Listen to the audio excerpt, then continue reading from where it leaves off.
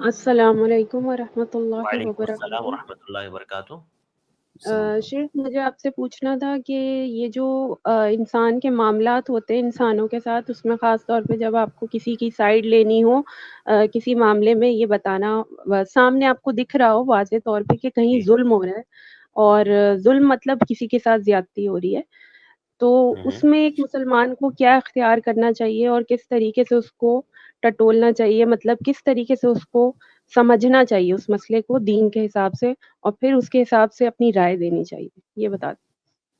شکریہ۔ جی شیخ۔ دیکھیے، یہ ہمارا دین جو ہے مکمل طور سے امر بالمعروف اور نہی عن المنکر پہ قائم ہے۔ اگر امر بالمعروف اور نہی عن المنکر کو آپ ختم کر دو تو شریعت نہ تو لوگوں کے اندر دین کے احکام پھیلیں گے، نہ تو ان پر عمل ہوں گے، بلکہ سماج کے اندر برائی کا غلبہ ہوگا۔ اور اسی کو ختم کرنے کے لیے امر بالمعروف اور نہی عن المنکر ہے۔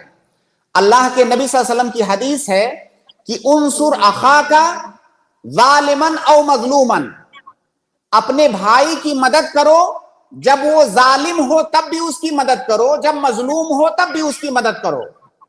تو صحابہ کرام نے تعجب کیا کہ بھائی ہم مظلوم کی مدد تو سمجھ میں آتی ہے، ظالم کی مدد کیسے کریں؟ تو ظالم کی مدد یہ ہے کہ اسے اس کے ظلم سے روکو، کیونکہ وہ جب ظلم کرے گا تو گنہگار ہوگا اور اسے سزا ملے گی آخرت میں۔ جب آپ اسے روک دو گے تو گویا کہ آپ اس کے ساتھ احسان کر رہے ہو، اس کی مدد کر رہے ہو۔ تو ظالم کو اس کے ظلم سے روکنا ہے، مظلوم کی مدد کرنی ہے۔ ظالم کو اس کے ظلم سے روکنے کا اللہ کے نبی صلی اللہ علیہ وسلم نے طریقہ یہ بتایا ہے کہ اگر آپ ہاتھ سے روک سکتے ہو تو ہاتھ سے روک دو، اور اگر ہاتھ سے روکنے کی طاقت نہیں ہے آپ کے اندر، یا آپ کو خوف ہے کہ اگر آپ نے ہاتھ سے روکا تو آپ کو نقصان پہنچ جائے گا، آپ اسے برداشت نہیں کر سکتے، یا کوئی بڑا فتنہ کھڑا ہو جائے گا، تو آپ زبان سے روکو۔ زبان سے بھی روکنے کی استطاعت نہیں ہے تو آپ کم سے کم اسے دل میں برا سمجھو۔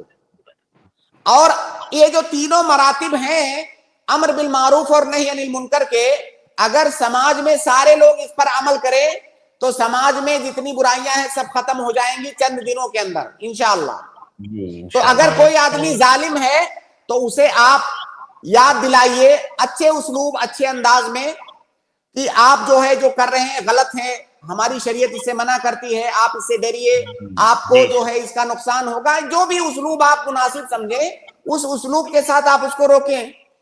جی جزاک اللہ خیر شیخ شیخ۔ جی سسٹر، امید ہے آپ کو جواب مل گیا ہوگا۔ شیخ میں آپ سے پوچھنا چاہتی ہوں کہ یہ جو پرنسپل ہے ظلم کو ڈیفائن کرنے کا، مجھے وہ اصول جاننا ہے۔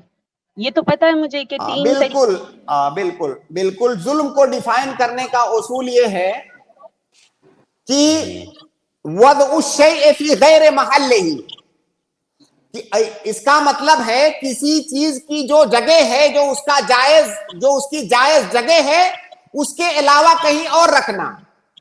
دیکھیے ہماری شریعت میں شرک کو سب سے بڑا ظلم کہا گیا ہے۔ شرک کو ظلم کیوں کہا گیا ہے؟ کیونکہ عبادت کی جگہ یہ ہے کہ عبادت آپ کو اللہ کے لیے کرنا ہے، صرف اللہ کی عبادت کرنی ہے۔